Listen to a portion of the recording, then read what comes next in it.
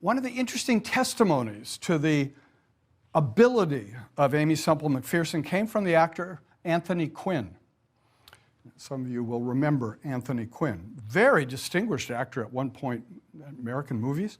And late in his life, he was interviewed about his early experiences, and he was asked, who were some of the really great influences on you in your youth? And without a moment's hesitation, he said, Aimee Semple McPherson.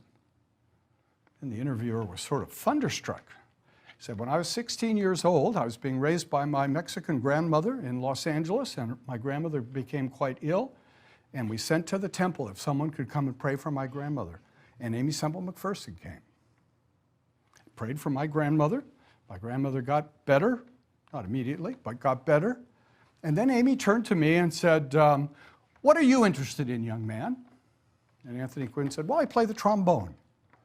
And she said, well, we have a band at the temple. You come and play in the temple band. And he said, I went and played in the temple band. And then she asked me to come along and be a translator for her when she went out to preach in Hispanic communities.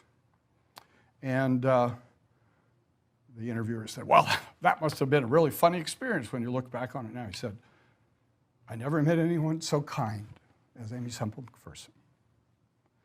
And I never met anyone who could control an audience the way Aimee Semple McPherson could. He said, I worked with Greta Garbo and I worked with Katharine Hepburn, and they didn't hold a candle to Aimee. Charlie Chaplin used to come into the temple and sit in the back just to watch her work. He was so impressed. She was a phenomenon. She was the most famous woman in America in the 1920s.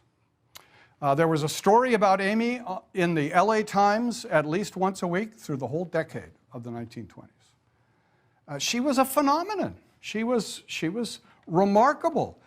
She anticipated, in the craziness of Pentecostal worship, what now is widely known as evangelical worship. She was a pioneer. She was an influence. She's someone to be taken seriously and thoughtfully by all of us because of the impact she would have later, but also because she's a window on what was going on in the developing Pentecostalism of the 1920s.